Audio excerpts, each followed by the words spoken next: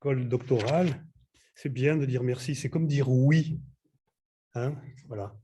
C'est mieux que de dire non. Alors, j'entre dans le vif du sujet immédiatement. J'avais un préambule que je laisse tomber, que je mettrai peut-être en postambule à la fin. On verra. Vous connaissez tous, voilà, je suis parti. Vous connaissez tous, évidemment, l'origine de Delphes. Je vais vous faire la lecture. Hein. Je vais lire des textes de Rosset et au fur et à mesure, je pianoterai, je m'introduirai dans son propos. Propos d'ailleurs que je vais dévoyer, vous le comprenez bien. Hein. Je ne suis pas un disciple de Clément Rosset, il m'est arrivé, les mauvaises langues disent que ça a été le cas à un moment donné, mais j'ai bien connu, mais il nous arrivait de nous trouver en contradiction sur certains points, notamment pour ce qui concerne la relation qu'il avait avec Heidegger. Il n'avait pas pu se mettre dans la tête pendant très longtemps, sur la fin c'est venu, que Heidegger était aussi, comme Wittgenstein, par exemple, un théoricien et un praticien de la tautologie. Hein. Donc l'origine de Delphes, hein, je le montre de loin, parce que c'est à titre, je n'ai pas de PowerPoint ou de choses comme ça. Je vais m'entretenir avec vous, je vais vous parler tranquillement, et ça suffira bien. Alors oui, l'origine de Delphes. Que vient faire l'origine de Delphes, là, dans un propos sur, avec, dans et par Clément Rosset. Alors, c'est très simple, vous le savez. Rosset a écrit un texte superbe, un texte très fort, philosophiquement puissant et fin, sur l'origine de Delphes. Ce texte se trouve dans La Force majeure. La Force majeure est un livre important de Rosset, assez court, mais ça c'était son idée aussi. Évidemment, il n'y a pas grand-chose à dire. Il n'y a pas grand-chose à dire et il faut le dire vite, vivement et passer à autre chose. Donc, La Force majeure est un livre assez bref, mais dont je vous recommande la lecture, sur la joie, sur le sentiment, la passion, hein, cette passion étrange que constitue la joie. Il y a de très belles pages sur Mozart. Il y a, enfin, c'est un livre sur la musique, parce que Rosset était musicologue et lui-même musicien. Il était d'ailleurs très lié à Nice, à la fac de Nice, et c'est pour ça qu'il est resté longtemps avec Daniel Charles, qui était philosophe comme lui, le département de philosophie à l'époque à Nice. Dominique Janicot, Daniel Charles, Clément Rosset, Jean-François Mattei. On croit rêver. Et il était très, très lié. Il aimait beaucoup Daniel Charles parce que Daniel Charles était lui-même musicien d'ailleurs. Il avait fait le conservatoire. Il avait eu, je crois, un prix au conservatoire. Je ne me souviens plus avec quel professeur. Je l'ai su, mais j'ai oublié. Donc c'est un livre, La Force majeure, sur la musique, et c'est un livre sur Nietzsche, deux parties. Alors, tout ça à l'intérieur d'une réflexion sur la joie. Dans La Force majeure, Rosset rencontre l'origine de Delphes et le sourire, hein, oui, sourire fin, très, un peu étrange, énigmatique, un vrai sourire qui ne dit pas grand-chose et qui n'est pas très marqué. Il rencontre donc le sourire de l'origine. il commente le sourire de l'Orige dans une page anti-hégélienne, une page dans laquelle l'immanentisme de Rosset apparaît vraiment au grand jour. Enfin, c'est une page, c'est une attaque contre la pensée de Hegel et contre l'esthétique hégélienne. Je vous lis, je vais le faire maintenant. Hein. De temps en temps, j'ouvrirai un livre devant moi et je vous ferai un peu la lecture et puis je commenterai. Alors, pour Hegel, dit Rosset, la sérénité grecque, il faut avouer, pour Hegel, la sérénité grecque n'atteint jamais à la parfaite satisfaction, éprouvant toujours une secrète nostalgie. Quand il commente Hegel, Rosset, vous savez que Hegel était, chez les philosophes, celui qui le faisait le plus rire. Il disait, quand j'ai le cafard, ce qui lui arrivait, j'ouvre Hegel et je me bidonne. Il n'y a pas une once de réel, mais des tas d'idées et des tas de représentations. Et comme la pensée de Rosset, c'est une machine de guerre contre les représentations, enlevez-vous ça de l'idée. Combien de fois je l'ai entendu dire ça à ses étudiants, hein? Enlevez-vous ça de l'idée. Pour Hegel, la sérénité grecque n'atteint jamais à la parfaite satisfaction. Il n'y a pas de plénitude. Elle est toujours remise dans le temps. Éprouvant toujours une secrète nostalgie à devoir se contenter de son propre être là, lequel s'avère impuissant à prendre totalement en charge les destinées spirituelles de l'homme. Ça, c'est tout à fait Hegel. Être, c'est comme ne pas être, c'est la mort. Être sans l'idée qui rend l'être apprésentable, le fait d'être, l'existence, l'exister, le fait qu'il y ait quelque chose et non pas plutôt rien, ça ne vaut rien, ça n'existe pas. Enfin, on est là dans une mouvance, évidemment, proto-para-platonicienne, cartésienne aussi par certains côtés. Le vrai est plus réel que le réel. Pour qu'une chose soit réellement réelle, il faut qu'une idée la rende apprésentable. C'est magnifique ce commentaire de Hegel. Hein. La sérénité grecque n'est pas à la hauteur de l'être là, parce que le simple être là, le simple fait d'être, ne possède aucune vérité, hein, n'a pas de signification. Et voilà le texte. J'aurais pu me contenter de vous lire ça, hein, et ensuite on serait allé boire un verre de vin blanc. Rosset préférait le vin blanc au vin rouge, je vous le dis. Hein. Comme vous savez, j'opterai en ce qui me concerne, commentaire continu, j'opterai en ce qui me concerne pour une toute autre interprétation du sourire de l'Orige. Magnifique ce texte. Y voyant la gravité propre à la joie, telle que l'a maintes fois exprimée la sculpture grecque classique, et plus particulièrement dans le cas de l'Orige, l'émotion d'un homme qui s'était préparé à l'éventualité d'un certain bonheur et se trouve soudain confronté à quelque chose de très différent et aussi de plus intense. Il y a un bonheur plus grand que le bonheur d'avoir réussi quelque chose, par exemple, d'avoir gagné une course, d'être adulé par les spectateurs, par sa famille, par son clan. Il y a quelque chose de plus grand que ça. Il y a des bonheurs plus grands que les bonheurs circonstanciels qui font qu'on a le plaisir d'avoir gagné une course, d'avoir gagné de l'argent, d'avoir gagné la loterie, d'être beau, d'être, que sais-je, d'avoir du pouvoir. Non seulement sa satisfaction n'est pas imparfaite, comme le croit Hegel, mais encore elle l'emporte en perfection sur toute prévision. Je dirais volontiers que le ciseau du sculpteur a saisi le regard de l'Orige à l'instant précis où celui-ci cesse de penser à son bonheur d'avoir gagné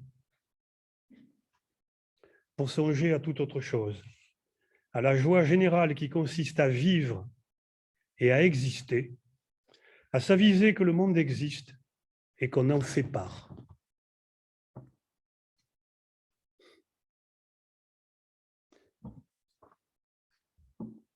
même en chinois, une réflexion de ce genre n'a pas de signification. Elle a un sens, mais elle n'a pas de signification. Ce que Rosset dit, c'est que la joie de l'orige est un signifié sans signifiant. Je joue avec Lacan, là, parce que vous savez qu'il ne portait pas tellement Lacan dans son cœur, parce que, évidemment, pour lui, il y avait des signifiés, mais pas de signifiants. Être n'est pas un signifiant. Être ne veut pas dire autre chose. On ne peut pas traduire être. Exister ne veut pas dire faire quelque chose de particulier, d'une manière particulière. Il faut d'abord exister avant de faire quelque chose de particulier, d'une manière particulière. Et par exemple, lorsqu'on gagne une course de chars, la grande course de chars, tous les 4 ans, on ne fait pas quelque chose de spécial parce qu'en plus, il faut avoir existé pour ça. Et lorsqu'on sent à quel point c'est plaisant d'avoir gagné, le plaisir d'avoir gagné tombe. Parce que plus rien ne reste que le fait d'avoir été là pleinement. Ce que le sourire de l'orige de Delphes dit, sans le dire, puisque ce n'est pas insignifiant, ce que le sourire de l'orige de Delphes fait pragmatiquement, on n'est pas du côté de logos ici, on est du côté de pragma. Ce qu'il fait pragmatiquement, c'est de laisser passer la coïncidence de l'être et de son exister. Ce faisant, il a quelque chose de divin parce que le Dieu, c'est celui qui a pour essence l'existence. Hein? D'où, évidemment, chez les Grecs, fantasmatiquement, l'idée que chacun peut être, de ci, de là, au détour d'un chemin, le Dieu. Hein? Vous savez que Ulysse ne tue pas son premier retour à Ithaque, je crois. Il ne tue pas pour le voler, parce qu'il a faim, pour lui prendre un mouton, bon, je ne sais rien, boire le sang du mouton. C'est un Grec. Hein, dans la campagne, il vole. Il ne tue pas le premier homme qu'il rencontre, c'est un berger. Il en a envie. Hein. Il ne le tue pas parce que celui-là aussi est peut-être le Dieu. Et vous voyez que dans cette perspective, ça n'est pas difficile d'être le Dieu. Voilà, je crois que là, vous savez tout maintenant. Suit un passage sur ce qu'il appelle la joie sexuelle, que je ne vais pas vous lire, mais dans lequel il dit, il y a un bel exemple de joie pure, qui n'est pas la joie de faire quelque chose en particulier, c'est ce qui arrive avec l'amour. Et l'amour dans sa dimension, dans sa réalité, dans sa consécration physique, ce qu'il appelle la joie sexuelle. La joie sexuelle, en tant que réalisation de la joie tout court, chez Rosset, la joie est la première de toutes les passions, mais ça n'est pas le contraire de la tristesse. C'est quelque chose de comparable à l'étonnement. Vous savez qu'on trouve ça chez Descartes, après tout, hein, dans les passions de l'âme. L'étonnement, c'est la première de toutes les passions, c'est parce qu'on le retrouve, l'étonnement, l'admiration, de rester bouche bée devant quelque chose qui se présente. L'étonnement, c'est la première de toutes les passions parce que on retrouve l'étonnement dans toutes les autres passions. Enfin, dans l'amour, c'est un exercice d'admiration.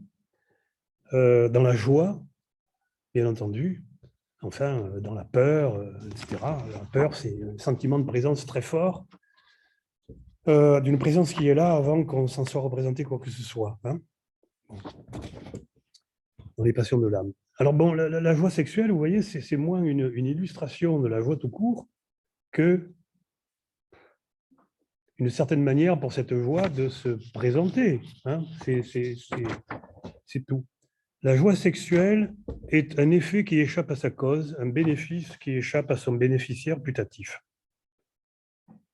Donc, dernier commentaire concernant la joie tout court et le sourire qui est censé la réaliser, le sourire de l'origine de Delphes. on revient à l'origine d'une certaine manière et à ce qui se passe avec ce qu'il appelle la joie sexuelle. À la jouissance attendue, jouissance de quelque chose qui aurait une signification particulière.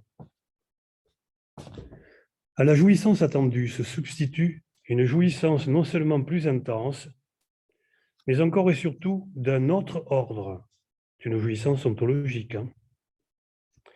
Car ce n'est plus un certain corps, dans le cas de l'origine, un certain événement, qui apparaît alors comme source de jouissance, mais indistinctement tous les corps, tout ce qui existe, et même le fait de l'existence en général soudain ressenti comme universellement désirable.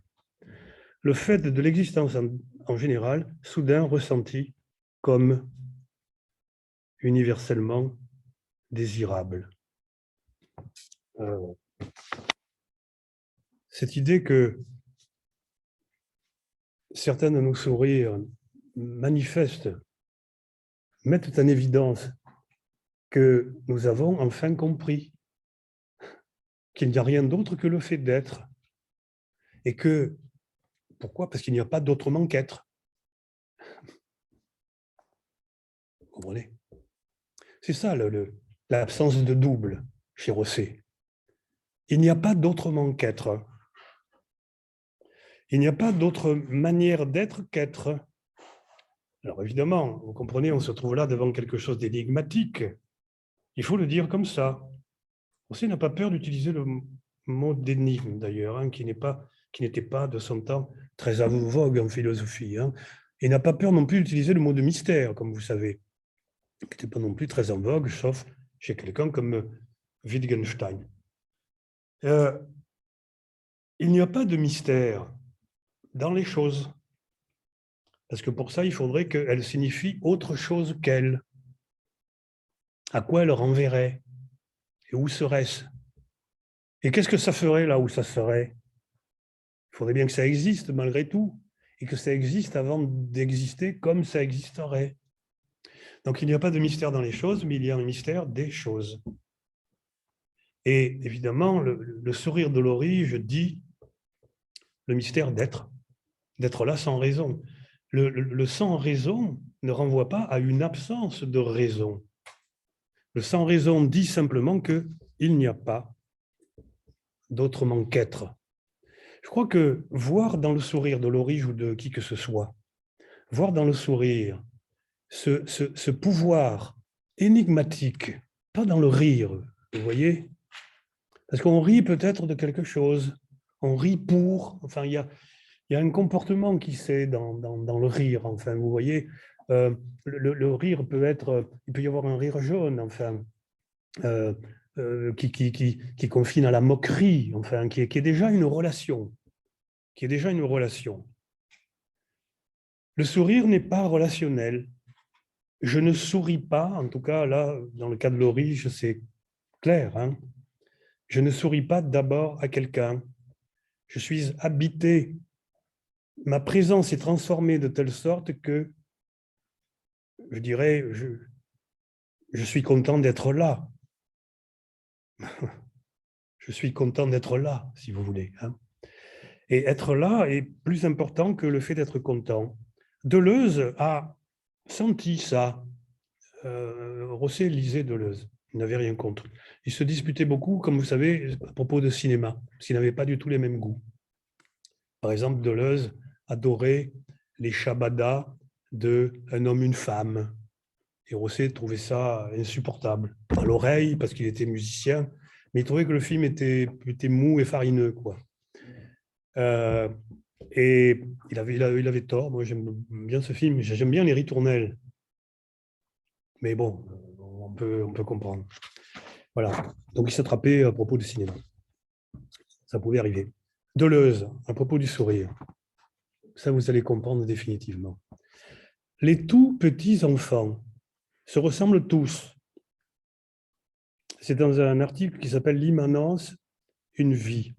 C'est un article de la revue de philosophie en 95.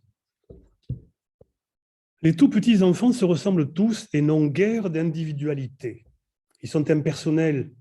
Ils existent avant de d'exister d'une certaine façon, hein.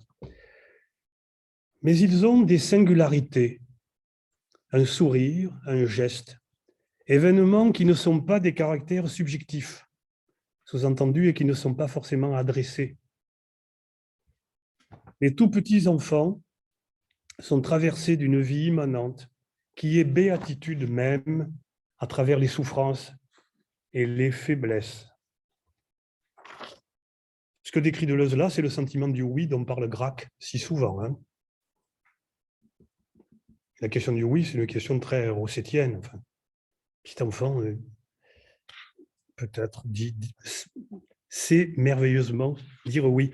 Chez Slavoj Žižek aussi, dans Fragile Absolu, il parle de la magie du sourire parfois de certaines personnes. Ça me paraît assez proche là de ce que Rosset veut attraper. Et à ce moment-là, dit Žižek, à une époque, j'aimais bien citer Žižek parce que ça embêtait mes collègues, enfin les philosophes n'aimaient pas trop Žižek. Je n'ai pas été slovène. En France, il n'était pas. Aujourd'hui, ça n'embête plus personne parce que plus personne ne sait qui est Žižek. Donc, c'est fichu. Mais il est très fin, Žižek, surtout quand il travaille sur le cinéma, hein. Alors, dans Fragile Absolu, oui, c'est ces pages sur le sourire, sur la magie de certains sourires qui sont, qui dit-il, constituent une espèce d'atteinte de l'absolu. Enfin, il existe une plénitude et elle peut se manifester. Dans le sourire, on a affaire, dit Žižek, à un moment magique où l'absolu transparaît. Ces grands mots font plaisir, hein.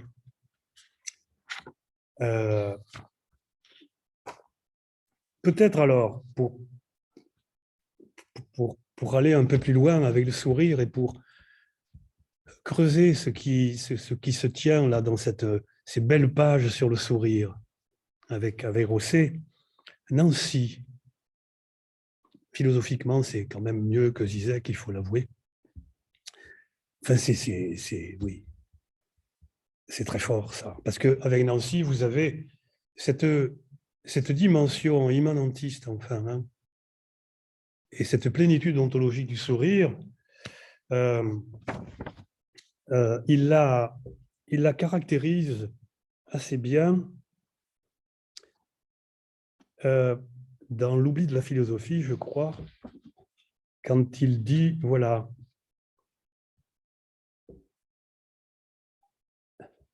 enfin, le sourire pense. Mais à quoi pense l'orige quand il sourit? Évidemment, il ne pense pas à, il ne pense pas de. Mais il y a quelque chose de pensant dans le sourire de l'orige. Il est traversé par l'être, par l'exister. Ça s'appelle penser, vous comprenez? Je ne peux pas vous dire pourquoi. Si vous ne le comprenez pas, je ne peux pas non plus vous l'expliquer. Si vous me demandiez de le faire, d'ailleurs, je pourrais être amené à me fâcher s'il fallait. Parce que j'y verrais malice. Il ne faut pas vouloir comprendre ce qui ne mérite pas d'être compris, ce qui ne relève pas d'un acte de compréhension, d'une rationalisation de la présentabilité du monde. Parce qu'il n'y a pas de la présentabilité du monde. Parce qu'il est là avant de présenter quoi que ce soit. Oui, la pensée passe. Il y a une pensée qui passe dans le sourire de l'orige. La pensée passe. Pour penser son propre sourire dont elle a besoin pour vivre et pour se sentir, par la pensée de son non-savoir. Dans le sourire, la pensée passe par la pensée de son non-savoir. Il s'agit là, dit Nancy, ça nous la coupe, hein. La pensée passe par la pensée de son non-savoir. Il s'agit là, dit Nancy, de la secousse d'une non-représentation. Voilà le sourire. Voilà le sourire de l'origine. J'arrive pas à sortir de ce sourire, je suis vraiment confus. Ça se trouve, après, je passerai à côté de plein de choses que vous voulez dire, mais parce que là, vous êtes. Si vous comprenez ce que dit Nancy là, vous comprenez ce qui travaillait Rosset.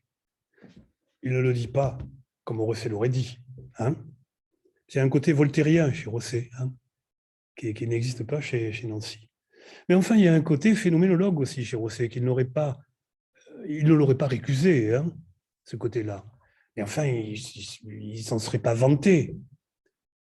Mais il y a un côté phénoménologue, enfin, c'est-à-dire que il n'y a pas une feuille de papier à cigarette entre l'être et l'apparaître. Vous comprenez? Et ça, c'est la définition de la phénoménologie. Bon.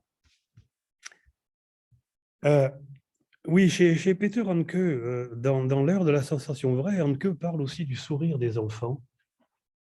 Il y a une très belle page, c'est un très beau livre, l'heure de la sensation vraie, un petit livre. Il dit la même chose ensuite, parce qu'il reprend ce texte dans l'histoire de l'enfant, peut-être comme vous savez. Mais il dit que oui, les enfants sourient et que ce qui vient avec le sourire de l'enfant, ce qui arrive, ce qu'on voit, c'est que, je le cite, ben, il aime bien être au monde. Les enfants aiment bien être au monde. Alors, le sourire. Mais il va plus loin après. Il dit, bah oui, les enfants aiment bien être au monde, mais pas pour une raison particulière. Parce que le monde est avenant, souvent il ne l'est pas. C'est insupportable. Toutes sortes de raisons d'être triste quand on est enfant, qui sait.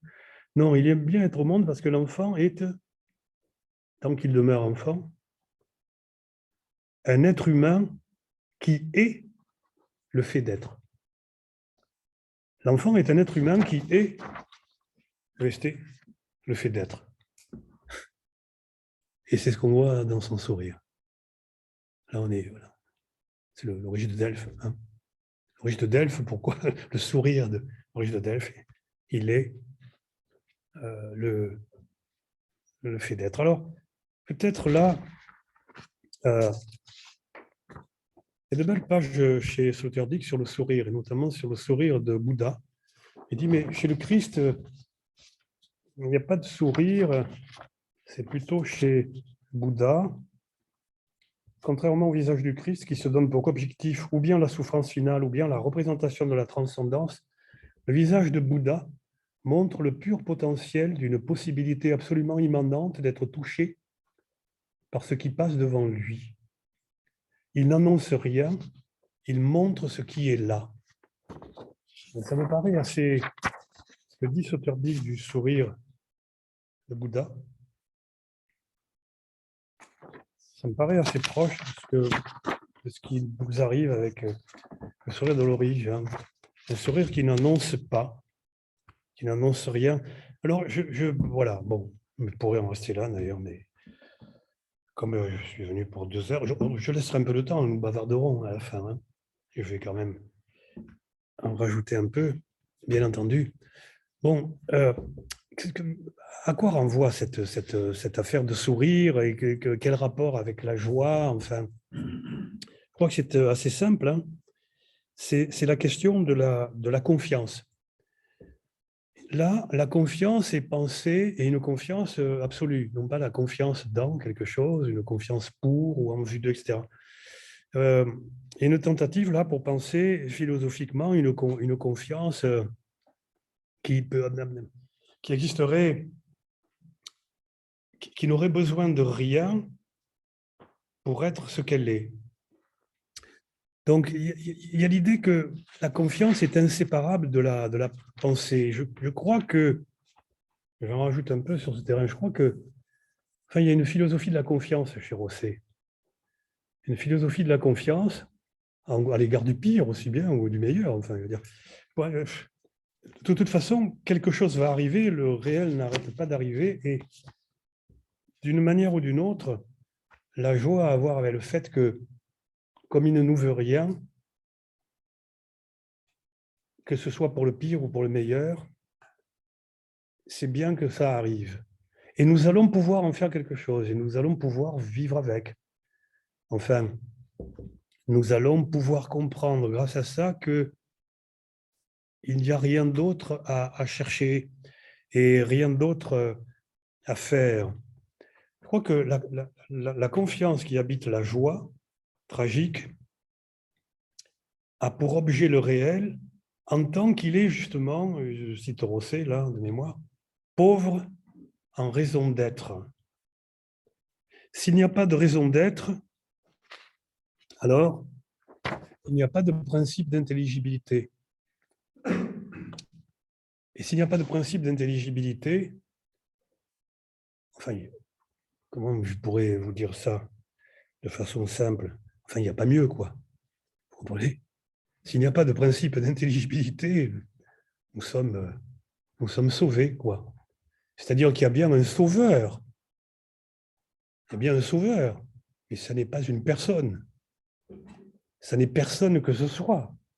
Ça n'est rien que ce soit qui nous sauve. Ni de toucher le loto, ni de rencontrer le grand amour. Chose, par ailleurs,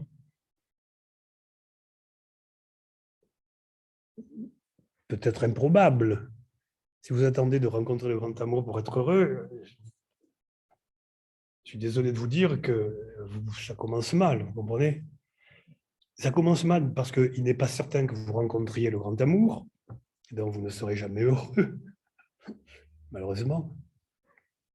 Mais ce n'est pas tellement ça le problème. C'est que si vous n'êtes pas fichu de comprendre que vous ne rencontrerez jamais le grand amour parce que vous n'êtes pas d'abord heureux, alors vous allez au-devant de graves désillusions. Non seulement vous allez au-devant de graves désillusions, mais vous risquez de faire le malheur de la personne que vous rencontrerez. Soyez en passant. Parce que les gens malheureux n'apportent pas le bonheur, bien entendu. Et que l'amour, on peut être encore un peu spinozien, non? L'amour est une forme de la voie de vivre et pas une manière d'entretenir avec les autres des relations d'un certain type. Hein? Voilà. Nous n'aimons pas l'autre parce qu'il est grand et que nous aimons les personnes grandes ou petites, aimer les nains, ou riches, ou, bien entendu, mais parce qu'il existe. Et parce qu'à un moment donné, il se trouve qu'il est là, incarnant le fait qu'on puisse effectivement être là. Oui, le réel pauvre en raison d'être comme objet de la joie. Alors, je continue à propos de cette confiance-là, sur laquelle je vais m'arrêter un instant. C'est quoi la joie? C'est le sentiment de pas d'ailleurs, de pas d'autre chose.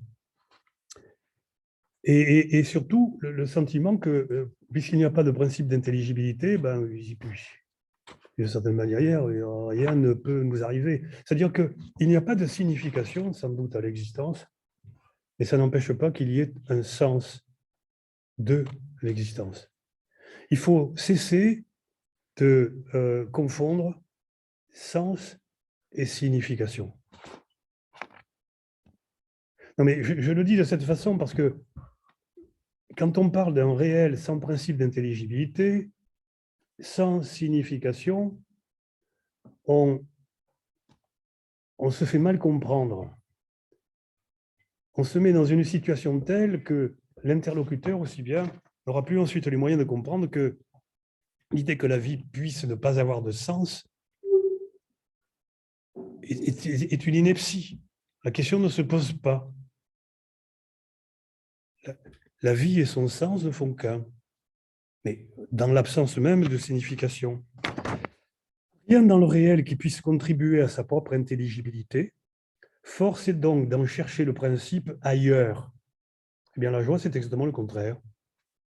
Puisqu'il n'y a rien dans le réel qui puisse contribuer à sa propre intelligibilité, il ne faut pas en chercher le principe ailleurs, comme fait la métaphysique rationaliste, en particulier depuis Platon. Donc, en quoi la philosophie peut-elle avoir confiance? Moi, je crois qu'il y a chez Rosset une dimension, enfin un pragmatisme de la confiance, si vous voulez, qui repose sur le paradoxe de la confiance. C'est-à-dire que la confiance est d'autant plus grande et d'autant plus fondée qu'elle ne repose sur rien. Exactement comme on voit avec le sourire de l'Aurige. Hein. Vous savez que c'est la devise de Philippe II d'Espagne. Le monde ne suffit pas. Non sufficit orbis. Le monde ne suffit pas. C'est sa devise. Évidemment, lorsque vous partez de ce pied-là, les guerres que vous allez mener vont être des carnages. Et vous allez vous donner beaucoup de mal pour arriver là où aussi bien vous n'arriverez jamais, comme on voit à l'occasion dans l'histoire avec l'effroyable déroute de l'invincible Armada. Lorsque Philippe II pense s'emparer de l'Angleterre. Je m'arrête 2 secondes sur cette idée que, au fond, le monde est l'objet de cette confiance qui ne repose sur rien. Le monde entendu comme simplement hein, la totalité de ce qui existe, hein, vous comprenez, et pas une nouvelle ou quelque chose, donc quelque chose qui nous collerait à la peau. Enfin, il y a le monde de la souris, le monde du rat, le monde du banquier et le monde de l'artiste. Aujourd'hui, ce qui est merveilleux, c'est que c'est le même, plus qu'un seul monde. Ça ressemble davantage au monde du banquier qu'à celui de l'artiste, d'ailleurs. Il arrive parfois que le monde de l'artiste ressemble au monde du banquier. Je ferme la parenthèse. Mais non, le monde, ce qui est là, ce qui existe, évidemment, peut-être, là aussi, il faut que je m'arrête 2 secondes. Il ne le dit pas souvent comme ça, Rosset, mais il le dit 3 ou 4 fois. Il parle de sentiment de l'existence. Hein. La pensée de Rosset, c'est une philosophie d'existence, hein, la philosophie de Rosset. Mais c'est une tentative pour entrer dans l'objet du sentiment de l'existence. Bon, c'est quoi l'objet du sentiment de l'existence? C'est l'existence.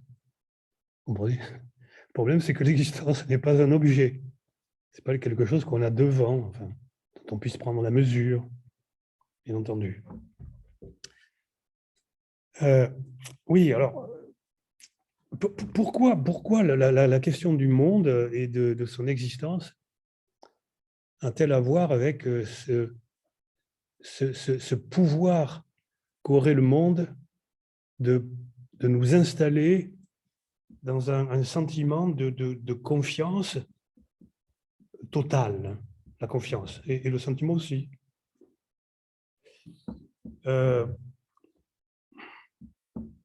Alors ça, bon, c'est la philosophie de la tautologie, c'est Rosset, hein, évidemment. Être est, ne pas être n'est pas, ce qui existe existe, ce qui n'existe pas n'existe pas.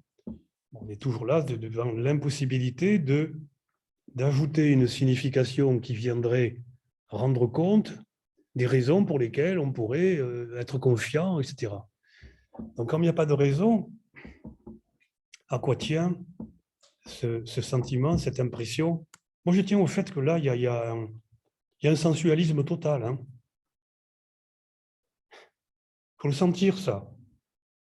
Vous pouvez essayer de l'écrire après. C'est pour ça que les bouquins de Rosset sont courts. Hein. Si vous n'êtes pas convaincu depuis le début, ce n'est pas la peine d'essayer d'entrer. Pourquoi? Bon, alors ça, c'est de la philosophie. C'est pour 2 raisons. La première raison, c'est que le monde existe. Il y a tout ce qui existe. Que fait-il? Il ne fait qu'exister. Il n'y a qu'un seul état de choses. Le monde, c'est qu'il n'y a qu'un seul état de choses. La confiance, c'est qu'il n'y a qu'un seul état de choses. Un seul état de choses, rien à attendre. Et il n'y a qu'un seul état de choses. Ce que d'ailleurs, soit dit en passant, le mot univers dit très bien. Hein. Il ne peut pas y avoir, enfin, je ne sais pas, vous savez, les métavers, etc. Mais, non, mais c'est toujours, ça appartient à l'univers. Je veux dire, il faut bien que... Voilà. Bon, il y a un univers. Et vous pouvez en mettre 50 et alors il se colle à l'univers, etc. Vous montez dans un vaisseau spatial et vous essayez de sortir de l'univers, hein, un projet à la Jules Verne. Ou alors vous entrez dans une église et vous essayez de sortir de l'univers. Enfin, projet spirituel. Hein, mon royaume n'est pas de ce monde. Il faut vous lever tôt. Vous avez intérêt à vous lever tôt. Bon. Il y a un seul état de choses. Il y a un seul état de choses. Et deuxième point, cet état de choses est objectif. C'est un matérialisme. Mécaniste, c'est un matérialisme. Ça veut dire quoi? Ça veut dire que le réel n'est pas posé par le moi. Il n'est pas posé par la pensée. Vous voyez la confiance? Il y a un seul état de choses, ça existe, et ça n'est pas moi qui l'ai posé. Ça n'a pas été posé, ça n'a été posé par rien d'autre. Par qui? Alors vous me direz, mais par Dieu. Vous pourriez me dire ça.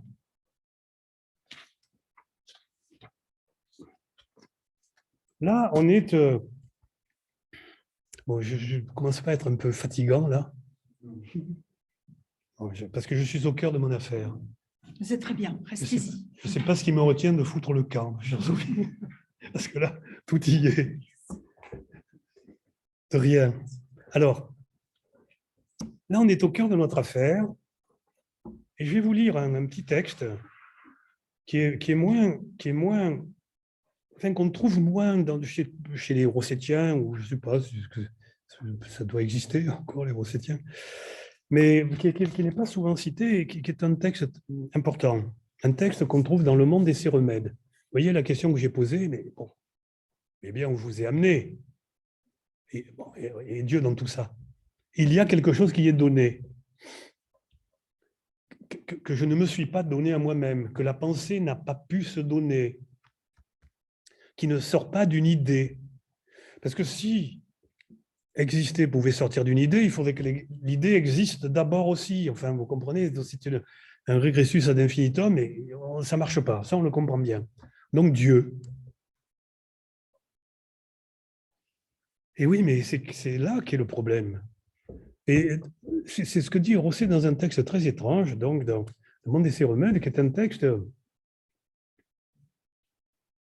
enfin, qui confine au sublime, là, tout d'un coup, et qui paraît aussi peu rossettien que possible. Un texte un peu grandiloquent, il n'aimait pas la grandiloquence, il était volontiers grandiloquent, hein, soit dit en passant. Mais c'est pour la bonne cause. Texte un peu grandiloquent, et qui nous demande de nous aviser du fait que la position du monde par une instance métaphysique, autre que le monde, hein, la position du monde par une instance autre que le monde. Le monde est là, il a bien fallu qu'il soit posé, ou enfin, d'où ça sort. Revendiqué par les religions, par le point de vue religieux,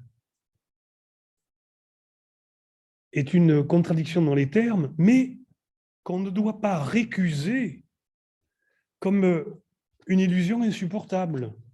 Au contraire, avec laquelle il faut faire, et de bon cœur.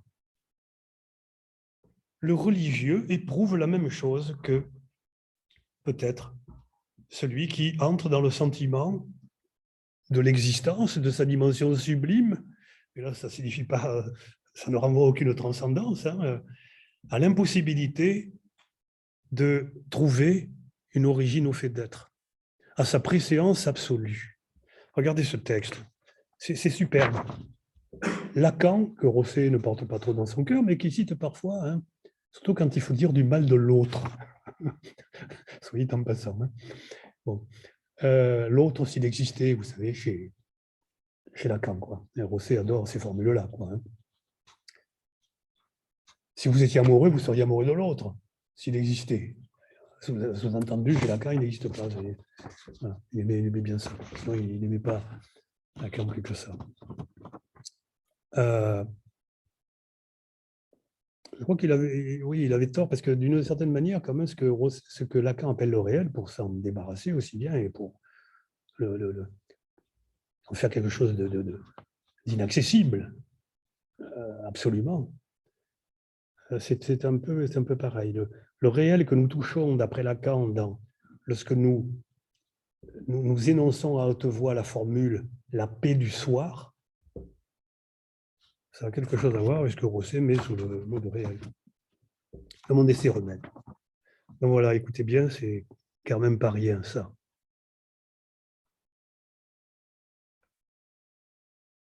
Ça nous coupe ça nous coupe la chic, quoi. Et puis on n'a plus envie. Si on est bouffe curé, on voit bien qu'il n'y a aucune raison. Au contraire. Ça se passe avec les dominicains. Les dominicains, ils sentent ça. C'est pour ça qu'on peut fraterniser. On peut boire avec les dominicains. Toute pensée religieuse repose sur la découverte de la grâce. Toute pensée religieuse repose sur la découverte de la grâce. La grâce chez Rosset. C'est-à-dire sur l'intuition pure du donné et seulement donné. Pourquoi est-ce que les grands mots sont assez bons pour nous? Moi, ça ne me gêne pas du tout le mot grâce. Je sais pas, pourquoi le laisser à la disposition peut-être de ceux qui le dévoient en ne lui rendant pas justice. L'objet du sentiment de grâce, du donné que j'éprouve ici ce soir avec vous, il ne va pas plus loin que ces piliers. J'aime bien vos présences avenantes jusqu'à présent.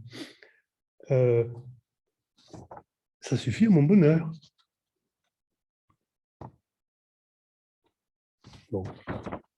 Toute pensée religieuse repose sur la découverte de la grâce, c'est-à-dire sur l'intuition pure du donné et seulement donné.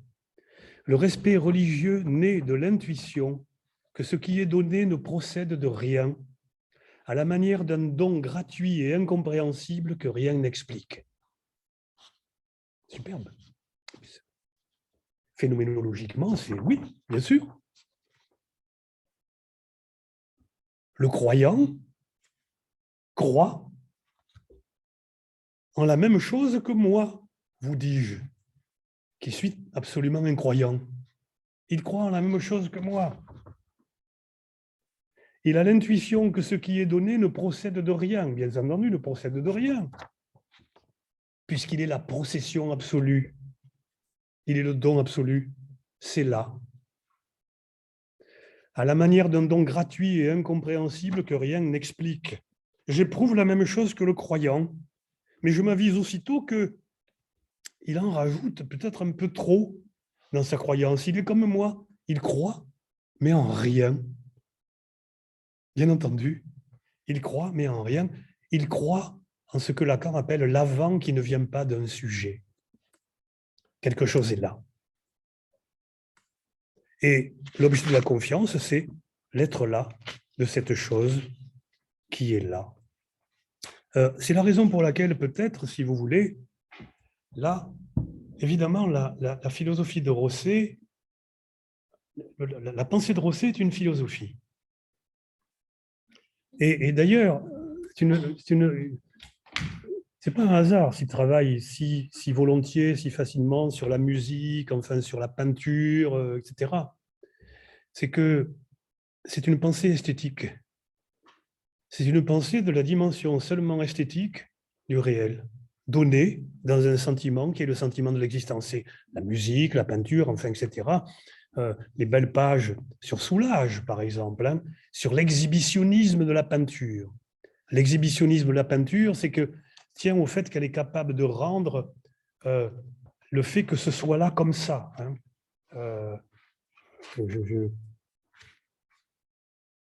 L'exhibitionnisme de la peinture. À entendre par là le désir de faire voir quelque chose qui est cela et rien que cela. Hein.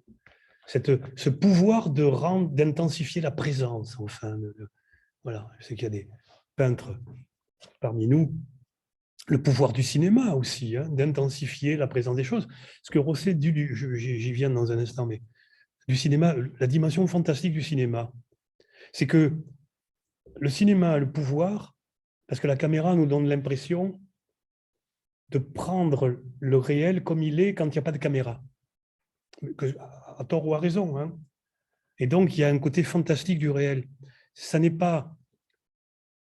C'est pas le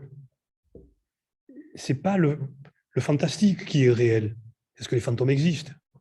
C'est le réel qui est fantastique. C'est-à-dire irreprésentable en tant que... Il est là sans double et sans signification. Hein. J'y viens dans un instant. Mais auparavant, je m'arrête peut-être sur ce sentiment de l'existence pour que vous le compreniez mieux et avec ce que je voulais vous dire concernant la dimension de manière de vivre de la philosophie de Rosset. Hein. J'emprunte ça à Hadot, hein. Un livre d'entretien célèbre de Pierre Hadot. Hein. Il y a deux sortes de philosophies. Il y a des philosophies qui se présentent comme des démonstrations de l'existence de la réalité ultime, enfin, la démonstration que le vrai est bien vrai et qu'il n'y a que le vrai qui soit vrai, enfin, etc. C'est-à-dire des philosophies qui s'efforcent de fonder la représentation en raison. Très bien. Hegel, c'est le dernier avatar en date. Il y a des philosophies qui jouent essentiellement sur leur pouvoir, peut-être faudrait-il dire pragmatique, enfin, sur l'efficacité de la pensée, quand elle est sentiment de l'existence, de rendre la vie plus facile, plus confiante. La philosophie comme manière de vivre. Avec Rosset, on est du côté de Nietzsche sur ce terrain-là. Hein. L'unique critique possible d'une philosophie, ce serait celle qui consiste à essayer de voir si on peut vivre selon elle. Pourquoi est-ce que c'est une philosophie avec laquelle, à partir de laquelle, on peut vivre la philosophie de Rosset? Pourquoi est-ce elle va bien avec ça? Pourquoi est-ce qu'elle nous aide à vivre pour le meilleur et pour le pire aussi bien? Mais parce qu'elle est fondatrice de cette confiance dans le pouvoir de ce pur donné, de nous enlever toute volonté de faire autre chose qu'être là. C'est Hadot. Alors Hadot est loin philosophiquement en apparence de Rosset, hein, mais on trouve ça chez Hadot quand il explique comment il est venu à la philosophie. Il est à Paris, sur, je ne sais pas quoi, mais il me semble que c'est boulevard Saint-Michel ou boulevard Saint-Germain, il est sur un boulevard, et tout d'un coup, il est lycéen encore, hein, et puis ça ne l'a plus quitté. Hein. Il a quitté le petit séminaire, il voulait entrer dans les ordres, etc. et tout, philosophie. J'éprouvais un sentiment d'étrangeté, l'étonnement et l'émerveillement d'être là. En même temps, j'avais le sentiment d'être immergé dans le monde, d'en faire partie, le monde s'étendant depuis le plus petit brin d'herbe jusqu'aux étoiles. Ce monde m'était soudain présent, intensément présent. Vous avez vu le monde être là, enfin, c'est Hadot, hein, philosophie comme manière de dire. Il y a quelque chose, il y a une mystique matérialiste là, hein, comme dit l'autre. C'est Caillois, l'autre. Je suis un mystique matérialiste. Je n'aime que les pierres, etc. Les humains, je les aime, mais c'est compliqué. Les animaux, c'est mieux, mais c'est compliqué. Les pierres, mon Dieu. Bon. Il y a une mystique existentielle, en tout cas. Hein. C'est bon. Alors, vous savez que Rosset cite une fois, mais pas en totalité, et pas le passage que je vais vous donner. Il cite la lettre ouverte de Freud à Romain Rolland. Là, on est au cœur de ce sentiment d'étrangeté qui se confond avec la confiance dont nous parlions tout à l'heure et qui donne l'objet du sentiment de l'existence. C'est Freud à Romain Rolland. Hein. Freud ne comprend pas ce que c'est que le sentiment océanique de Romain Rolland. Je suis là, ça existe, il y a le monde, il ne comprend pas. Et il faut qu'on lui explique. Et il écrit à Romain Rolland une lettre célèbre à la fin de l'année 1936. Il dit, ça y est, je crois que je comprends. Vous savez que je suis allé à Athènes, je n'étais jamais allé, j'adore la Grèce, j'ai plein de statuettes, j'ai tout ça, l'Égypte et tout. Je n'avais jamais mis les pieds à Athènes. Là, j'y étais. Et je vais vous dire ce qui m'a frappé, mon cher Romain Rolland. Il appelle, parce qu'il se fout de lui un peu, mon cher ami océanique. Hein, je vais vous dire ce qui m'a frappé. Qu'est-ce qui frappe Freud quand il est sur l'Acropole? C'est qu'il y a l'Acropole, si vous voulez. Je suis venu, mais il y avait l'Acropole, en plus, au surplus, comme dirait Clément, comme dirait Rosset. Elle existait en plus. Quand j'étais debout sur l'Acropole, mon regard embrassant le paysage, le monde, il me vint tout à coup cette pensée. C'est une pensée, comme un sourire. Donc tout cela existe réellement, comme nous l'avons appris à l'école. C'était comme si quelqu'un voyait devant lui tout à coup, 2 fois tout à coup, rejeté sur la terre, le corps du monstre dont on parle tant, monstre du Loch Ness, et se trouvait contraint de concéder. Donc, il existe effectivement le serpent de mer auquel nous n'avons pas cru. On passe de l'imaginaire au réel. Enfin, qu'est-ce qu'elle fait, cette pauvre Acropole, là, pour Freud? Elle ne fait rien de plus que ce qu'elle fait d'habitude, que Freud soit là pour la voir ou pas. Elle est là, quoi. Elle acropolise tranquillement. De temps en temps, elle est bombardée, etc. Mais enfin, elle est là.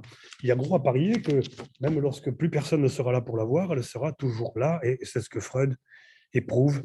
Le voilà, votre sentiment de l'existence. Soit dit en passant, vous comprenez là pourquoi l'objet du sentiment de l'existence ne dépend pas de l'esprit et du langage.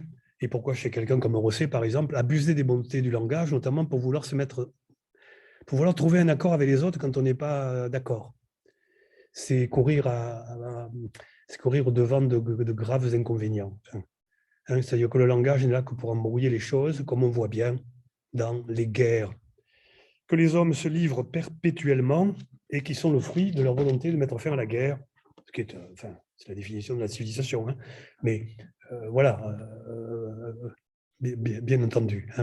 Donc il y a une violence des hommes qui est infiniment dangereuse parce qu'elle a à voir avec, ne serait-ce que ça, le désir de mettre fin à la violence. Soit dit en passant, ça c'est une chose dont il m'arrivait de parler avec lui, enfin le sentiment ontologique de la position dans l'être a un très grand pouvoir, enfin, ça calme les esprits, quoi. Un peu comme la musique, ça adoucit les mœurs. Enfin, je ne sais rien, vous avez ça chez Lucrèce, évidemment. Nous nous battons tout le temps, et ben oui, quand une éruption volcanique nous met d'accord. Ça, c'est quelque chose qui travaillait pas mal Rosset. Ce qui pourrait expliquer le monde doit demeurer étranger au monde qu'il expliquerait, à moins qu'il réussisse à respecter celui-ci, mais c'est seulement à la condition de se confondre avec lui. La confiance, c'est ça. C'est que ce qui aurait le pouvoir d'expliquer le monde se confond avec le monde. Vous voyez, ça veut dire que philosophiquement, il y a des philosophies de la vérité, il y a des philosophies de la confiance. La philosophie de Rosset, ce n'est pas une philosophie de la vérité. Nous n'avons pas besoin de vérité, nous avons besoin de confiance. D'ailleurs, si nous avions besoin de vérité, et si nous la trouvions, il faudrait en plus que nous ayons confiance dans ce que nous avons trouvé. Mais il faudrait que la confiance soit là avant. Vous ne pouvez pas intéresser quelqu'un à une vérité s'il n'a pas d'abord confiance dans le fait que c'est bien de vérité qu'il s'agit. Vous me direz, mais ça, c'est le fameux de tous les intégrismes. On commence par croire et après, on essaie de voir si c'est vrai. Bien sûr, bien sûr. Bien sûr. Il y a des intégrismes intelligents et des intégrismes stupides. Il faut croire. Voilà. Alors, qu'est-ce que je peux vous dire maintenant? Je me donne encore, après, on se garde 35 minutes pour bavarder. Donc, je vous ai tout dit. Peut-être alors, tenez, j'essaie d'aller vite. Peut-être alors, le cinéma. Le cinéma. Moi, je l'avais, parce que je l'ai rencontré, j'étais le fantastique m'intéressait beaucoup. J'avais cette idée que, évidemment, le fantastique c'était l'inimaginable, hein, c'était le réel. Et j'avais été très frappé par... il n'avait pas encore écrit l'objet singulier, mais j'avais été très frappé ensuite parce que ce qu'il disait dans l'objet singulier du cinéma fantastique, que tout cinéma fantastique, enfin, vous voyez. Mais je laisse tomber ça.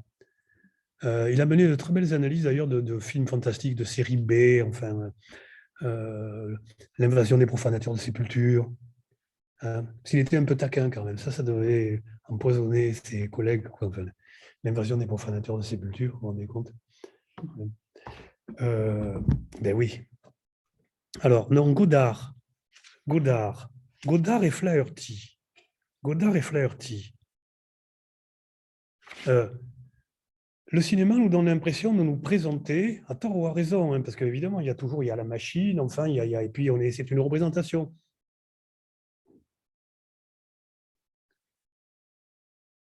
Bon, je n'entre pas dans cette discussion, si vous voulez. Mais oui, la représentation peut se représenter qu'il n'y a pas de représentation dans le réel. Elle peut voir son absence dans le réel, comme disait l'autre. Et elle le fait facilement, elle le fait volontiers. Donc, voilà. Il y a ça dans le cinéma. Alors, il trouve ça chez Flaherty, chez Godard. Hein. Le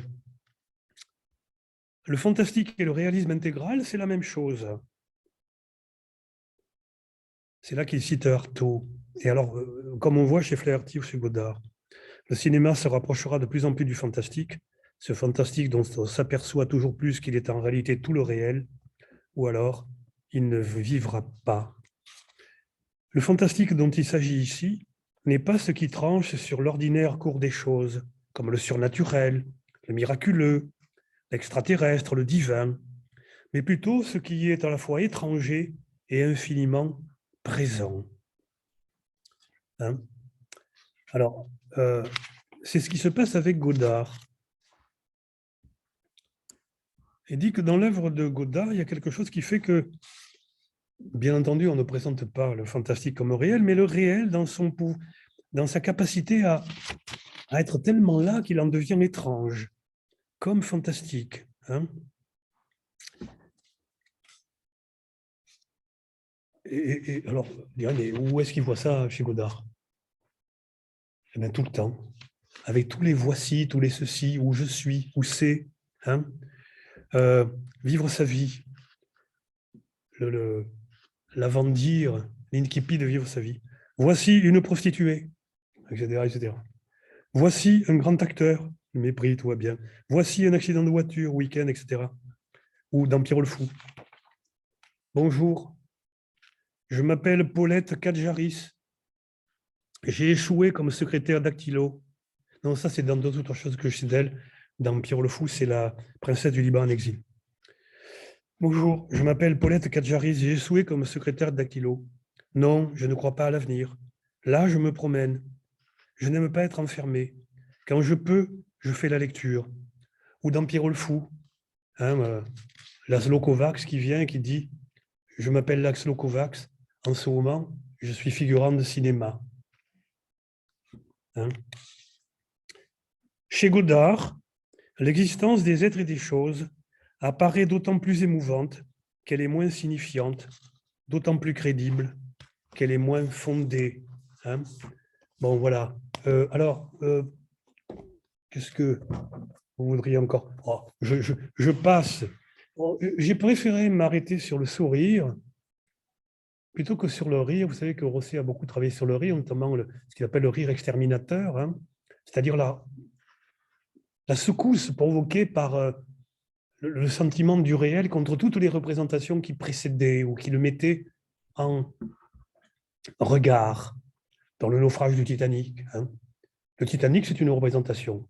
D'ailleurs, la preuve que c'est une représentation, je ne sais pas s'il le dit, ça d'ailleurs, tiens, Rosset. Ah, c'est dommage qu'il ne soit plus là, tiens. J'aurais dit, mais... Pourquoi tu n'as pas dit ça? Il y en avait deux de Titanic. Vous savez que la White Star, ou je ne sais pas, a construit deux Titanic. L'un qui s'appelle le Titanic, l'autre, je ne sais pas comment. D'ailleurs, on ne sait pas lequel a coulé. Parce qu'il y en a un qui a été accidenté quelques jours avant, je crois qu'on a remplacé, on a repeint. C'est le Titanic et le, je ne sais pas quoi. Il y en a deux, hein, c'est avéré, voilà. C'est exactement les mêmes. Bon, on construit deux. Il y en a un qui coule. Mais donc le Titanic coule. Mais le Titanic est réputé insubmersible. Donc le Titanic, c'est moins un bateau qu'un ensemble de représentations, enfin techniques, scientifiques, enfin religieuses aussi, avec le révérend du bord qui, à la table des officiers de bord et des personnes, des people qui étaient là, hein, un peu avant le naufrage, dit c'est un bateau absolument merveilleux. C'est Dieu qui nous l'a donné. Enfin, c'est une réussite tellement grande qu'il n'y a que Dieu pour nous l'avoir donné. Ce qui fait que Rosset dit, quand il commente l'événement, il dit Dieu le leur avait donné, Dieu le leur a repris. Et, mais oui, c'est une représentation qui coule. Hein. Et je crois que si on est à bord du Titanic au moment où le Titanic coule, ben oui, vous voyez que c'est pour le pire là. Hein. C'est une logique du pire. Mais le sentiment du réel devient très fort, très violent.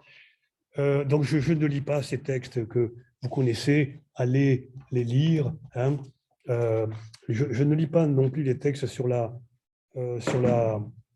tautologie, parce que vous comprenez en quoi eh bien, la tautologie ne peut qu'avoir une dimension fondamentale, fondatrice en philosophie. Pourquoi ? Parce qu'elle est la manifestation, l'expression, la réalité même du jugement d'existence. Et le jugement d'existence est un jugement. Il ne dit rien de particulier sur l'existence. Ceci est, mais c'est un jugement.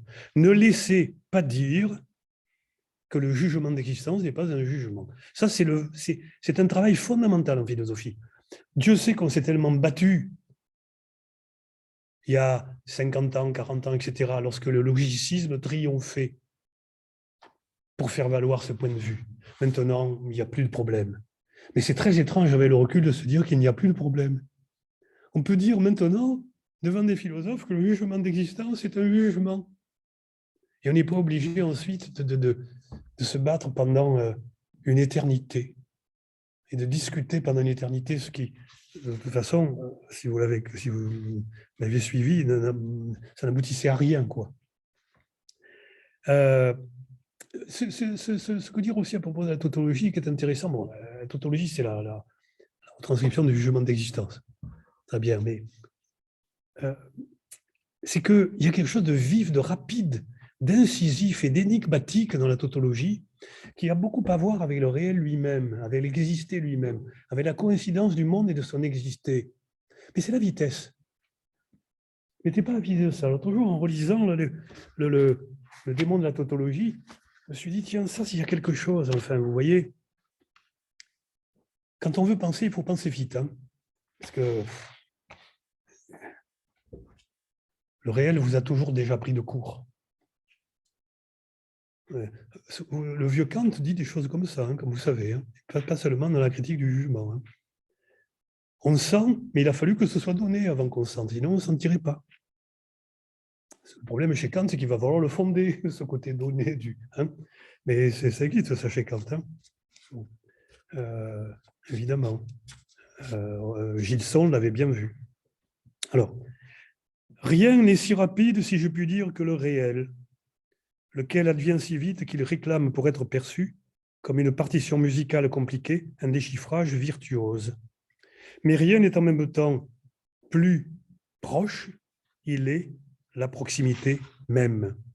La tautologie, c'est le seul moyen à notre disposition pour accompagner la vitesse inanticipable de l'Aïstéton. C'est tout. Je termine, après comme ça il nous restera un peu de temps, je termine alors, qu'est-ce que vous voulez faire de tout ça? Je ne sais pas, là, je commence un peu à être fatigué quand même. Ah, il faut que je boive, oui. Il paraît qu'il faut boire quand on a mon âge, parce que sinon on est fatigué. Donc je bois, comme vous voyez. Là, je suis en train de boire. Oui. Euh, c'est la philosophie tragique. Hein. Donc, on est vraiment chez un Rosset encore jeune, mais mordant et vraiment insupportablement mordant et de mauvais poil à l'occasion, pour la bonne occasion. Là, vous avez beaucoup de choses.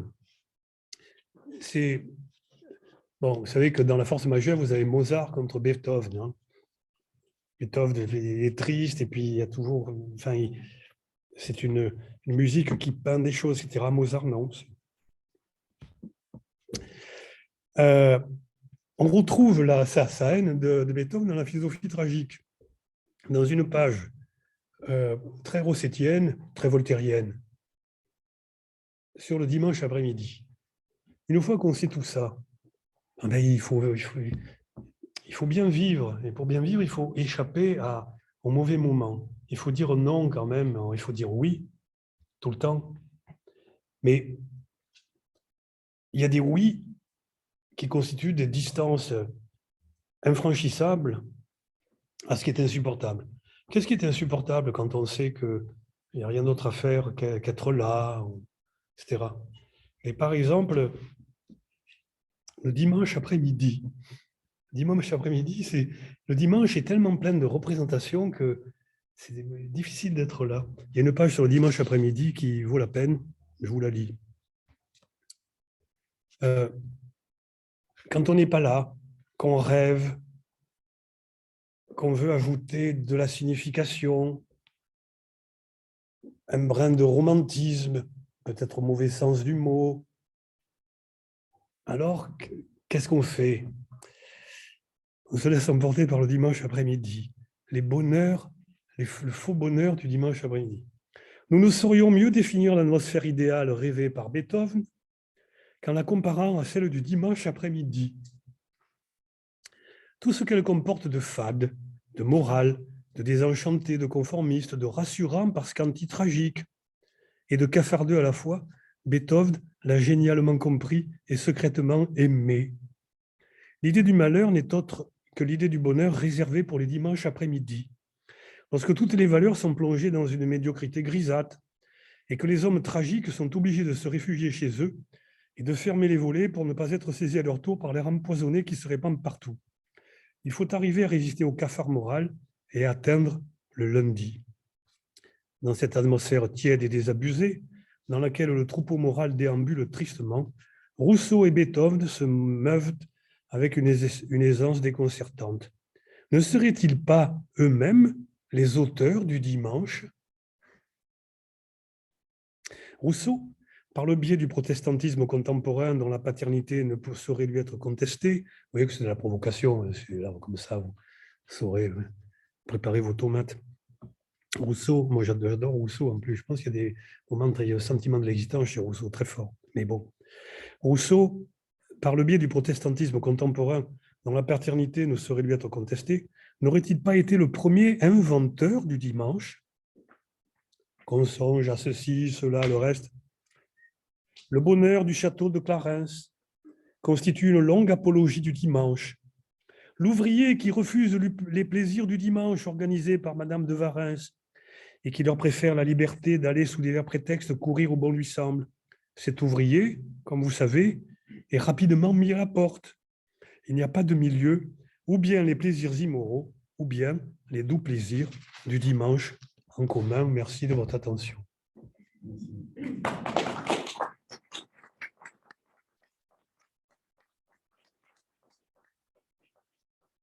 Merci beaucoup, Alain. Merci. On va ouvrir peut-être une séance de questions, que ce soit dans la salle ou bien on va regarder un peu, essayer de regarder si des mains se lèvent parmi les gens qui sont à distance. N'hésitez pas à lever la main, déclencher votre micro, intervenir pour ceux qui nous suivent de loin, mais peut-être ouvrir la question au public ici. Est-ce qu'il y aurait une première question? Oui? Rosset parle le principe de cruauté, il parle de la cruauté du réel. Est-ce que vous seriez d'accord pour dire que chez Rosset, cette cruauté du réel, elle joue contre la philosophie de la vérité et pas pour la philosophie de la conscience? La cruauté du réel. Est-ce que vous pouvez répéter la question pour nos collègues? Oui, la question qui est posée est celle de savoir si la cruauté, hein, la pensée de la cruauté chez Rosset vaut contre la philosophie de la vérité. Pas contre la philosophie de la confiance. Oui, de la confiance, hein, c'est bien ça. De la conscience. Ah oui, oui, oui, d'accord, non, non, parce qu'il ne faut pas mélanger les torchons et les serviettes. Oui, oui, bien sûr. Oui, alors, bien sûr. Au revoir. Vous avez raison. Oui, la question que vous posez, elle est importante. Hein. Elle est importante, la question que vous posez, parce que comment... Ça, c'est une vraie question. Enfin, c'est le penseur d'une certaine plénitude, Rosset. Et en même temps, c'est un penseur de la désillusion. Hein. La pratique du réel est souvent une pratique du pire. Et jusqu'où va cette méfiance à l'égard des approches dévoyées du réel? Et comment faire en sorte que ben, cette confiance dans la présence du monde, c'est vrai, par certains côtés, qui ressort moins parfois hein, que certaines de ces sorties critiques. Hein.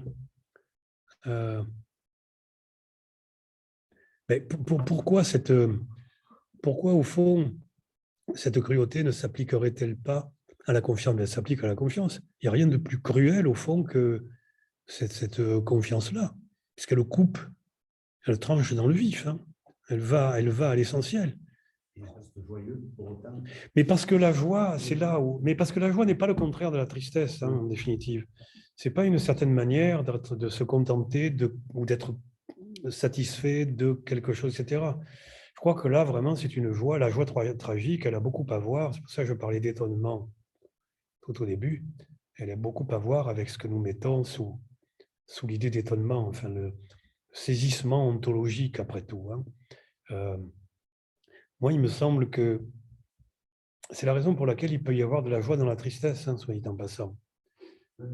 Et oui, c'est-à-dire que cette joie, c'est une approbation sans condition de ce qui arrive, mais bien entendu, non pas parce que c'est avenant, mais parce que...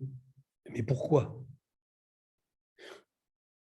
Et parce que le fait que ça arrive constitue cette grâce qui est de toute façon plus forte que toutes les manières qu'elle a de prendre forme et de se manifester. Hein. Non, mais ça, c'est un vrai problème, c'est une vraie question. Chez les... Enfin, bon, d'une certaine manière, il y a un esthétisme total, comme chez Wittgenstein. Chez un certain Wittgenstein, il y a deux Wittgenstein. Wittgenstein et son double. Mais chez Rosset, il y a cette idée que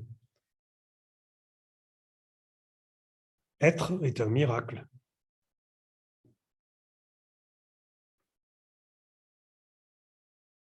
Et oui, mais bon.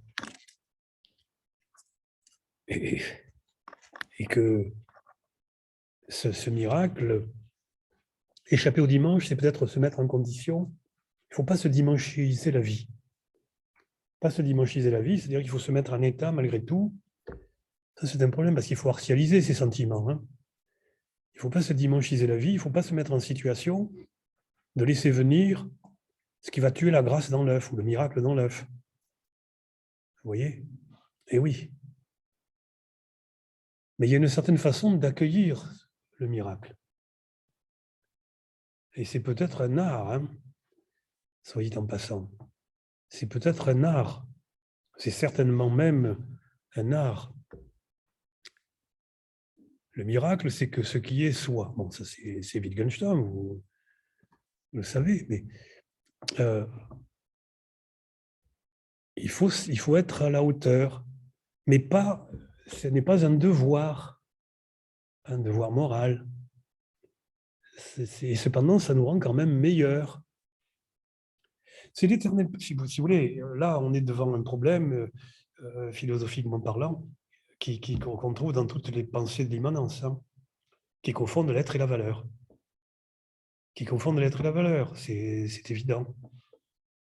Mais bon, je ne vais pas entrer je ne vais pas refonder les pensées d'immanence, mais les pensées qui distinguent l'être et la valeur, elles ont un problème malgré elles aussi, hein. Il faut que la valeur ait de l'être. Et ça veut dire, et qu'est-ce que ça veut dire? Ça veut dire quoi? Vous comprenez? Quand on trouve de l'être à la valeur. Là, on trouve de la valeur à l'être. Je crois qu'il y a un moment où il faut choisir. La philosophie, ça consiste à choisir. Et parfois, à choisir...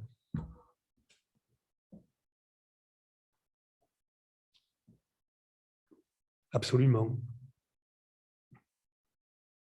Sans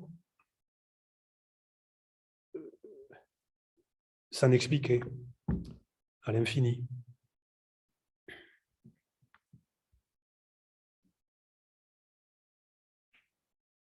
Une autre question? Quelqu'un qui veut rebondir sur ce que Alain vient de répondre? C'était très beau. Pardon? C'était très beau. Non, mais oui, c'est une vraie question. Oui. Mais alors pourquoi écrire des livres? Pourquoi se mettre en colère contre le dimanche?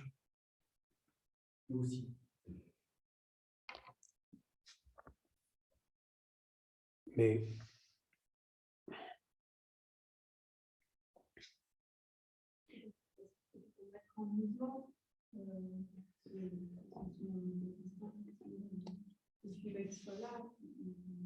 oui.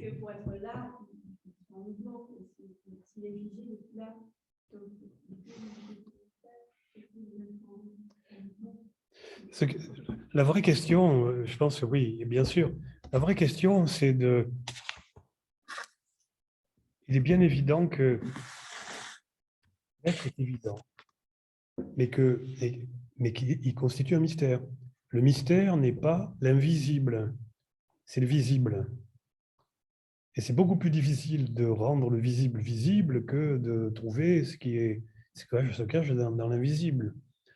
C'est un vrai problème, ça, parce que, évidemment, c'est un vrai problème parce qu'il faut quand même il faut que l'école intervienne. Il faut que quelqu'un dise, mais pas la vérité, dise, peut-être il faut que quelqu'un dise à l'enfant, regarde comme tu souris.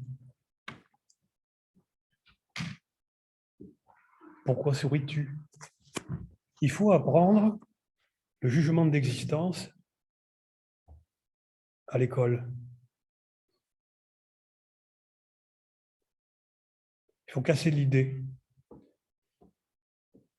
Vous avez une question dans le chat. Je vous laisse la lire parce que j'ai des lunettes qui me font pas voir. Merleau-Ponty dit que la foi. Oui, ça c'est une question qui me plaît beaucoup. Peut-être la donner à oui, alors voilà la question. Cette question me plaît beaucoup. Vous avez remarqué qu'à un moment donné, j'ai renvoyé à la phénoménologie, hein, bien sûr. La question est la suivante. Bonjour. Désolé d'utiliser le chat pour ma question. Ne soyez pas désolé. Merleau-Ponty dit que la foi perceptive, c'est la croyance que l'on voit les choses elles-mêmes. Y aurait-il un lien avec la philosophie de la confiance de Rosset, comme vous la nommez? Oui. Et non seulement il y a un lien, mais alors là, pour les chercheurs, ou pour etc., il y a une dimension phénoménologique de la pensée de Rosset, c'est bien évident. Hein, parce qu'il n'y a pas chez lui de différence entre l'être et l'apparaître. Pour être, alors ça c'est aussi un des aspects du mystère, hein. C'est-à-dire que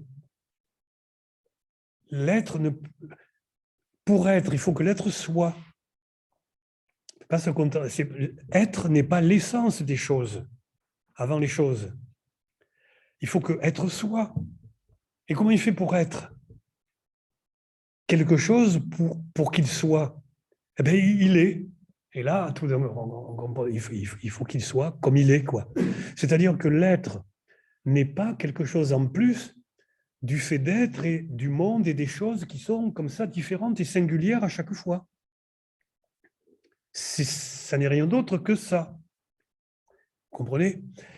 Et la foi perceptive de Merleau-Ponty, mais c'est la confiance de Cavell, c'est la confiance rossettienne, enfin, c'est la même chose. C'est la même chose. Et je dirais, puisque là, plus personne ne nous écoute et qu'on peut déparler, c'est la fin, que oui, là, il y a une dimension quasi mystique, mais pas du tout en un sens surnaturel, enfin métaphysique, etc. Hein, c'est ce que dit Wittgenstein. Ce qui est mystique, c'est le fait que ce soit là, quoi. C'est mystique simplement parce que ça n'a pas de double. Hein, ça ne veut pas dire autre chose. Oui, oui, c'est une bonne question, ça. C'est une vraie question. C'est à travailler, ça. C'est à travailler. Bon, la phénoménologie, alors évidemment, il se méfie un peu de Heidegger. Il avait un collègue heideggerien, comme vous savez, à Nice, Dominique Janicot, avec qui il s'entendait très bien, Rosset. Il se méfie un peu, moins sur le tard. Il y a des choses qu'il ne va pas lire chez Heidegger. Puis le dernier Heidegger, qui est complètement zen, etc., je crois qu'il dit la même chose. Hein. Par exemple, ça, c'est du Rosset. Hein. Quand Heidegger, dans les séminaires de Zurich, dit comment je sais qu'il y a une vérité dans les choses, eh ben, je vais vous prendre l'exemple de la cathédrale de Zurich. Quand je dis que la cathédrale de Zurich existe, je ne dis pas qu'une représentation existe. Je dis que je fais référence à la cathédrale de Zurich qui est là en plus de ce que je dis, etc. Vous vous rendez compte de la pauvreté d'un propos pareil? Pauvreté d'un propos pareil? Parce qu'il ne se contente pas de ça, Heidegger. Il dit, bon, enfin, en 2 mots, ce que je veux vous dire, c'est que il faut y être sensible à la présence de la cathédrale de Zurich, si c'est possible. Il faut y être sensible si c'est possible. Philosophiquement, ça ne va pas chercher loin. Hein. Mais il y a un moment où vous ne pouvez pas faire autrement.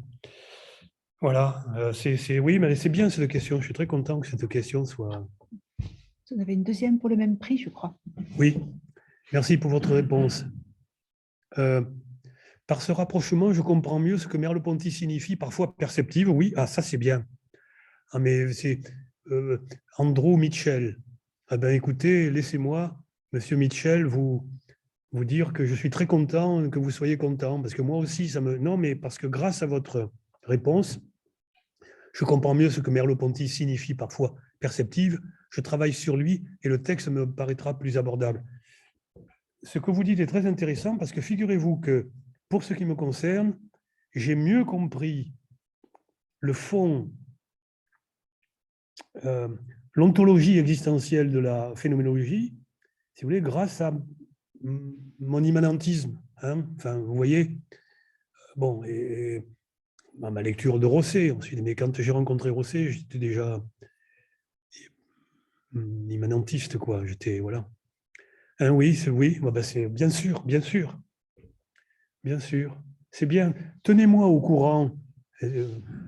La personne entend ce que je lui dis. Oui, absolument. Heureusement. Depuis 1h30. C'est une bonne chose.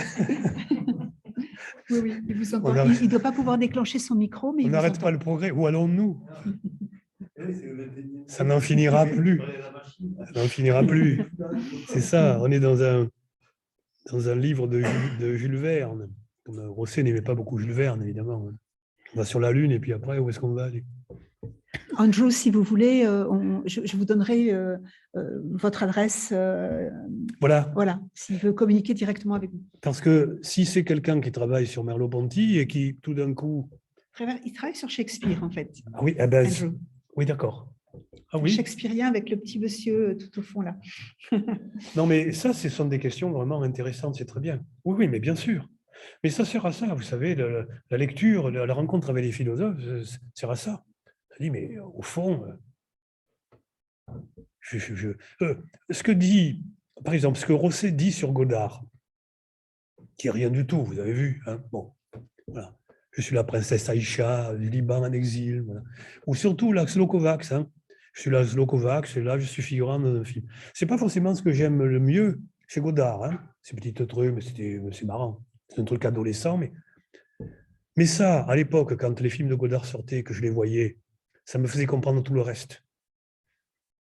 Côté romanesque de Godard, côté sublime, la fin de Pierrot le Fou, le monde qui est là, la présence du monde, l'éternité allée avec le soleil. Hein? C'est la même chose, ça nous met en condition. N'allez pas chercher midi à 14h. En plus, quand je dis n'allez pas chercher midi à 14h, je le dis pour de bon, là, hein, parce que dans les grands films romanesques de Godard, enfin, dans Le Mépris de Pierrot le Fou, vous avez la même fin et vous avez midi. Et rien d'autre. Hein. C'est le Dieu Pan. Hein. C'est midi. À midi, il n'y a pas d'ombre. C'est Rossettien. C'est le monde sans double. C'est là et ça ne fait qu'être là. C'est une mise en condition. Hein. Bon, ne vous occupez pas de l'histoire. Ah, ça y est, vous êtes en train de suivre l'histoire. Non, mais alors il va falloir que je fasse une petite pause là. Tiens, il y a des gens au bord de la route. Toi, qui tu es? Moi, je suis Laszlo Kovacs. En ce moment, je suis figurant de cinéma. Bon, vous voyez, hein, il y a ça. Bon, évidemment, lui, ça lui plaisait parce que ça le faisait rire. Enfin, c'était Rossettien avant la lettre. Hein. Voilà, bon. Donc, on vous mettra en contact tous les deux. Ah ben c'est bien. Très bien. Dans Camus, il y a des Rossettiens. Pardon? Dans Camus, il y a des Rossettiens. Alors, Comme ça, ou pas? quand Camus dit « il y a des lieux qui nient l'esprit », qui nient la représentation, qui nient la relation qu'on a avec eux, qui nient toute tentative de les sublimer d'une manière, enfin, surnaturelle, etc. Quand il dit ça, Camus, hein, c'est pas dans l'été, c'est dans l'été? Oui, c'est dans l'été. Oui. Quand il dit ça, oui, ça c'est Rosset. Il y a des lieux. Rosset était très attaché à ce qui restait quand on avait quitté un lieu. D'où de belles pages sur la mémoire. De belles pages sur la mémoire dans lesquelles il dit avec la mémoire, nous avons un problème parce que nous croyons que nous oublions le passé. Lorsque nous oublions, lorsque nous nous avisons que nous avons oublié certaines choses, enfin, hein, quand nous perdons la mémoire, hein, le passé est perdu. Il dit, mais c'est absolument pas ça. Nous oublions plus facilement le présent et le réel que le passé et l'irréel. Et se souvenir, c'est non pas se souvenir du fait que ça a existé, mais que quand ça a existé, ça a existé. Vous comprenez? Il y a de belles pages là-dessus. D'où, par exemple, Proust, vous pouvez interpréter Proust de façon rossettienne. Hein, vous pouvez interpréter Proust de façon rossettienne. Chez Proust, ce vœu, quand il est avec Madame de Villeparisis, là, avec les 3 arbres, là, c'est tout à fait rossettien, quoi. Ils me disent quelque chose, ces 3 arbres, il faut que je comprenne, ils sont là au bord de la route, et puis il y a le virage, et maintenant, je n'ai pas été capable de le voir, et je ne le verrai jamais, mais les arbres, bien entendu, ne disaient rien. Simplement, ils étaient là. Hein, mais les arbres, ça ne dit pas grand-chose. Hein. C'est pour ça que Platon ne les aime pas. Il ne faut pas aller faire de la philosophie sous les arbres. Parce que les arbres ne parlent pas. Il faut rester en ville, en société. Parce que c'est de l'échange humanisé que naît la lumière. Si l'arbre parlait, vous direz, je ne fais rien, je suis là, et ça ne veut rien dire, ça ne dit rien. Enfin, c'est l'éternel problème, enfin, c'est l'éternelle opposition entre Parménide et Platon, et voilà quoi. Il y a deux pères à la philosophie occidentale, toujours le bon et le mauvais père, comme vous savez. Il y a Parménide et il y a Socrate.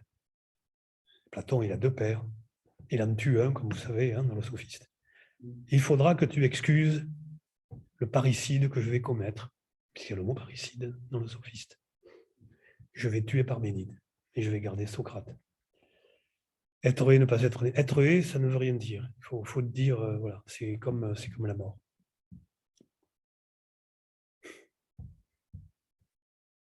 Y a-t-il une autre question ou bien en resterons-nous sur cette phrase terrible?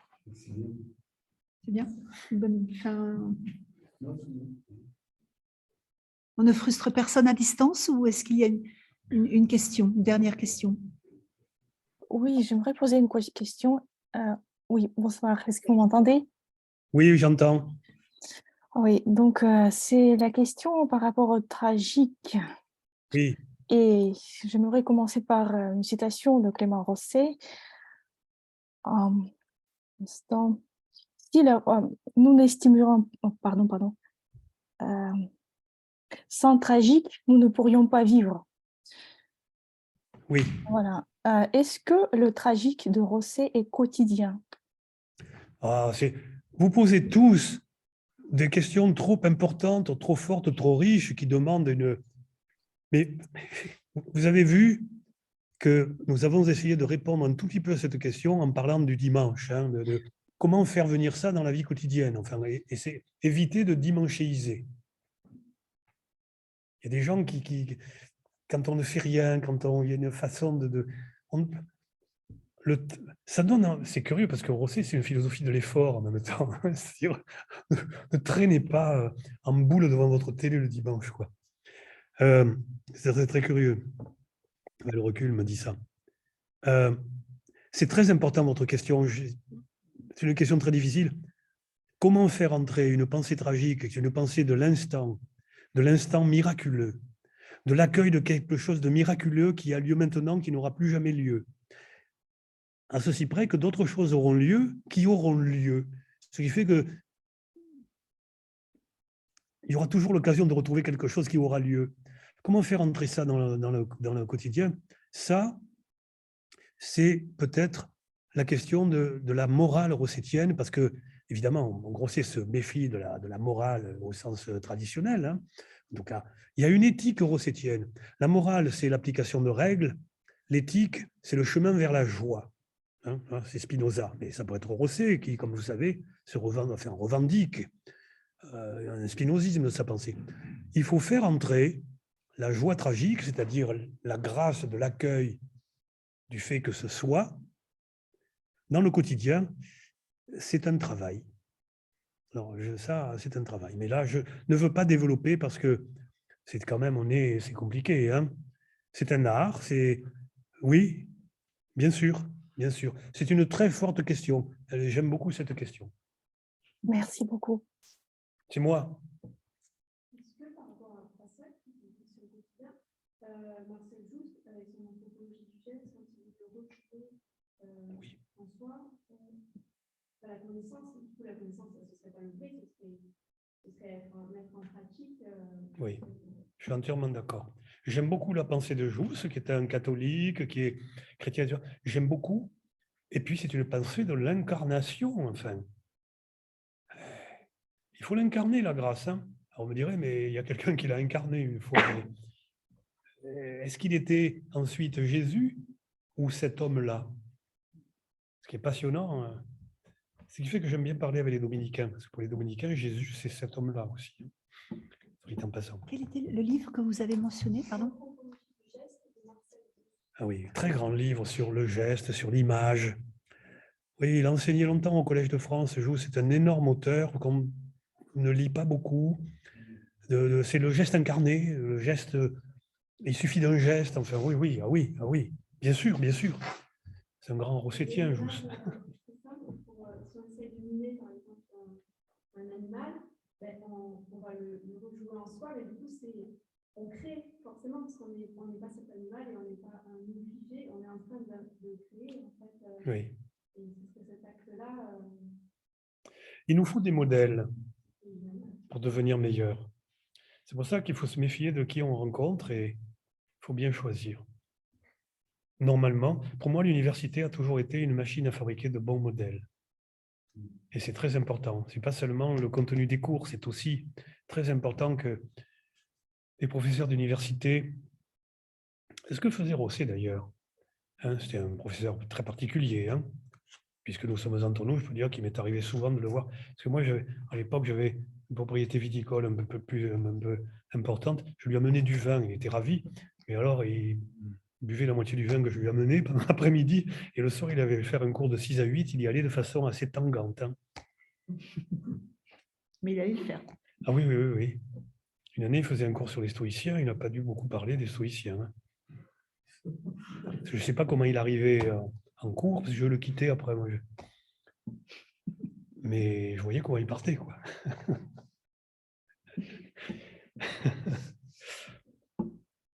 Bon, je crois qu'on va vous dire merci. Oui. Merci beaucoup et bravo. Merci à tous ceux qui étaient à distance. Et puis, voilà, on se retrouve pour d'autres conférences si vous voulez. On en a une prochaine, d'ailleurs, qui vient très vite, à la fin du mois. Et c'est mon collègue du fond de la salle, Jean-Louis, shakespearien, qui viendra nous parler de Shakespeare. Alors, c'est le 27, je crois, Jean-Louis. Hein. Le 27 février. Voilà, le 27 Bon, février, donc je le saurai, même heure et même lieu. Ouais, j'ai voilà. envie de venir. Eh ben, je vous enverrai, Ça va. je vous enverrai l'annonce. Ça va, ça va. Merci beaucoup. Merci à tous. Au revoir. Merci à toi, hein, surtout. Je Donner t'en ton prie. temps à Alors, ça. je vais essayer de stopper l'enregistrement. Tac.